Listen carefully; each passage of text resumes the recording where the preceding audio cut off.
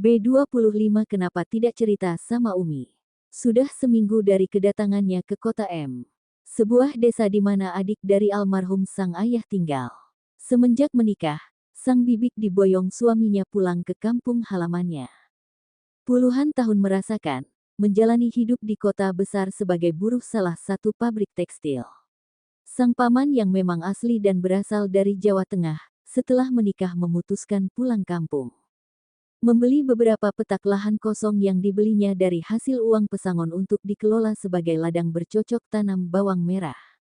Hidup sederhana tinggal di desa dengan mata pencarian sebagai petani bawang, membuat sang bibik lama tidak pernah pulang ke kampung halamannya yang berada di Jawa Barat. Derajat, derajat, derajat, derajat, derajat. Flashback saat kedatangan Maya. Sesuai alamat yang tercatat di buku kecilnya. Sampailah Maya ke sebuah desa yang cukup jauh dari terminal besar di kota M.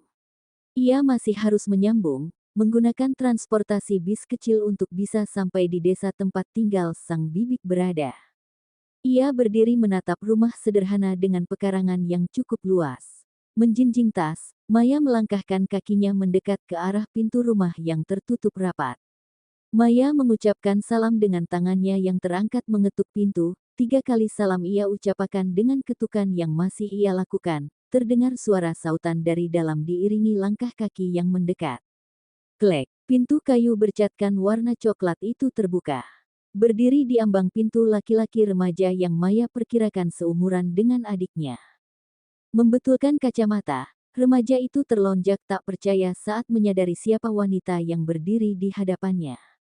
Mbak Maya, ya. Remaja itu memastikan. Kamu Andika kan? Maya tersenyum balik bertanya. Terakhir mereka bertemu 10 tahun yang lalu saat sang ayah masih ada, dan membawanya ke desa ini untuk menjenguk sang adik. Saat itu Dika masih berumur 8 tahun dan Maya berumur 16 tahun. Setelah itu mereka hanya berkirim kabar lewat suara dan pesan. Sesekali saling menyapa lewat sosial media. Wow, aku pangling Mbak, Dika pikir artis yang datang. Ndak biasanya wanita cantik muncul di kampung ini. Kamu semakin pintar ya Dik, sudah mengenal wanita cantik rupanya.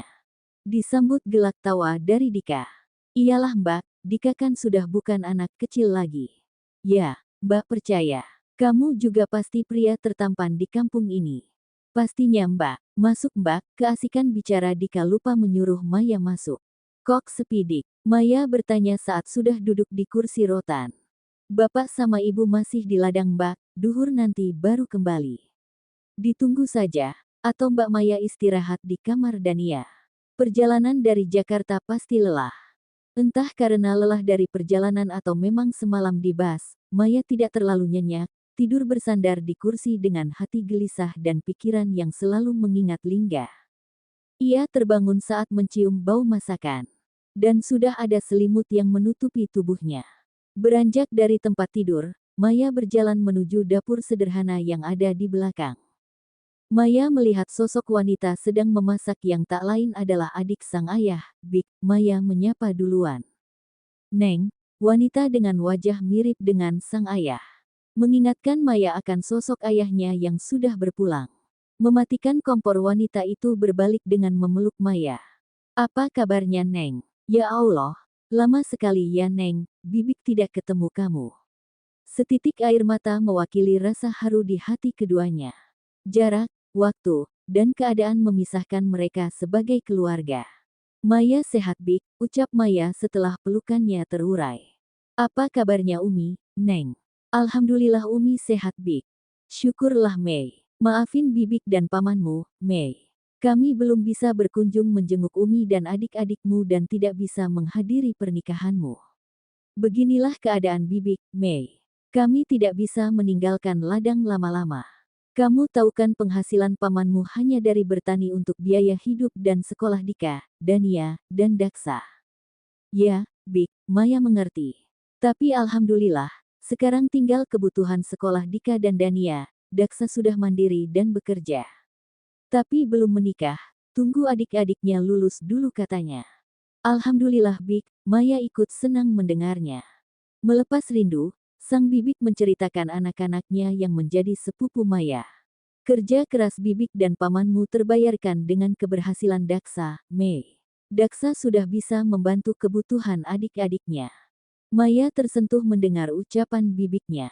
Seandainya ia dulu melanjutkan sekolah ke perguruan tinggi dan tidak segera menikah dengan Haris, mungkin ia juga akan membantu kebutuhan adik-adiknya. Tapi percuma, disesali, semuanya telah terjadi. Saat ini ia harus bisa melanjutkan hidupnya di tempat yang baru. Umi tahu kamu kesini, Neng. Dan kenapa suamimu tidak ikut? Wanita yang bernama Himala itu bertanya. Dengan Maya yang tertunduk diam. Tidak, Bik. Tolong untuk sementara jangan beritahu Umi dulu. Maya menatap sang bibik dengan penuh permohonan. Ada apa, Neng? Apa ada masalah? Wanita itu membimbing Maya agar duduk di kursi kayu meja makan. Cerita sama bibik, Neng. Ada apa? Wanita itu bertanya lagi. Bik Hima mendesak Maya agar bercerita. Maya, Maya sudah bercerai, Bik. Astagfirullahalazim, Neng, dari kapan? Maya akhirnya harus menceritakan kejadian yang sebenarnya kepada sang bibik yang ia anggap sebagai ibunya. Ia sudah pasrah kalau sampai sang bibik akan marah kepadanya. Ia tidak mau ada kebohongan dengan menutupi kesalahannya. Neng salah, tapi bibik bangga Neng mau mengakui kesalahan. Bibik juga tidak akan terima Neng Maya diperlakukan seperti itu oleh Haris dan keluarganya. Sebagai orang tua, bibik juga kecewa dengan sikap mereka. Biarpun susah tapi kita masih punya harga diri, Neng. Kenapa tidak cerita sama Umi? Bibik yakin Umi pasti akan mengerti. Seorang ibu tidak akan rela putrinya disia-siakan. Semuanya sudah terjadi, Neng, jangan terlalu dipikirin, nanti Neng sakit, sudah menjadi garis dan jalan hidup Neng Maya seperti ini. Harus ikhlas, semoga akan datang jodoh yang lebih baik yang bisa membahagiakan kamu, Neng. Tinggallah di sini, Neng. Bibik seneng kamu ada di sini. Kehadiran kamu seperti pengobat rindu Bibik kepada ayahmu. Terima kasih, Bik, sudah mau menampung Maya. Besok Maya mulai akan mencari pekerjaan. Pekerjaan. Kalau di desa ini semua warga beternak dan bertani, Neng, lapangan pekerjaan lebih banyak di kota. Istirahat saja dulu, jangan terburu-buru. Tunggu Daksa pulang dari tugasnya. Kamu bisa bertanya dengannya.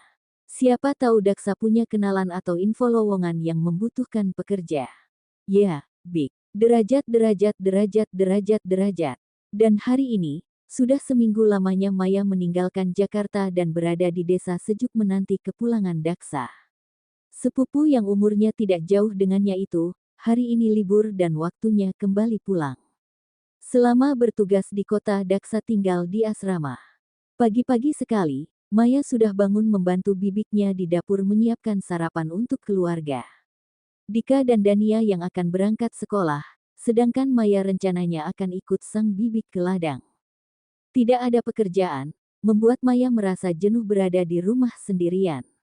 Ia juga akan melihat pekerjaan yang ditawarkan bibiknya semalam. Sementara belum mendapatkan pekerjaan di kota, Maya akan ikut bekerja sebagai pengupas bawang di salah satu ladang milik kepala desa. Neng Maya beneran mau ikut ke ladang? Suami dari sang bibik yang bernama Handoko bertanya. Iya, Mang. Maya mengangguk. Di ladang panas, Neng, walaupun asli Jawa, pria itu tetap memanggil Maya dengan panggilan yang sama dengan istrinya. Begitupun dengan Maya. Memanggilnya dengan sebutan Mamang. Gak apa-apa, Mang. Paling juga hitam, mengenakan celana panjang dan kaos tangan panjang, tak lupa Maya memakai topi bundar dari anyaman bambu. Biarkan saja, Kang, anggap saja kita mengajarkan Maya bertani. Sekalian cuci mata. Hari ini desa kita mendapatkan penghargaan sebagai desa yang berhasil dalam mengembangkan dan menghasilkan bawang terbaik, yang akan diliput oleh media. Di ladang pasti ramai. Bahkan beberapa para petani akan diwawancarai. Derajat. Bukan hanya para pekerja lelaki yang tak berkedip melihat Maya, tetapi para pekerja wanita pun sama. Mereka terkagum-kagum akan kehadiran seorang wanita cantik dengan kulit wajah yang bersih tanpa noda.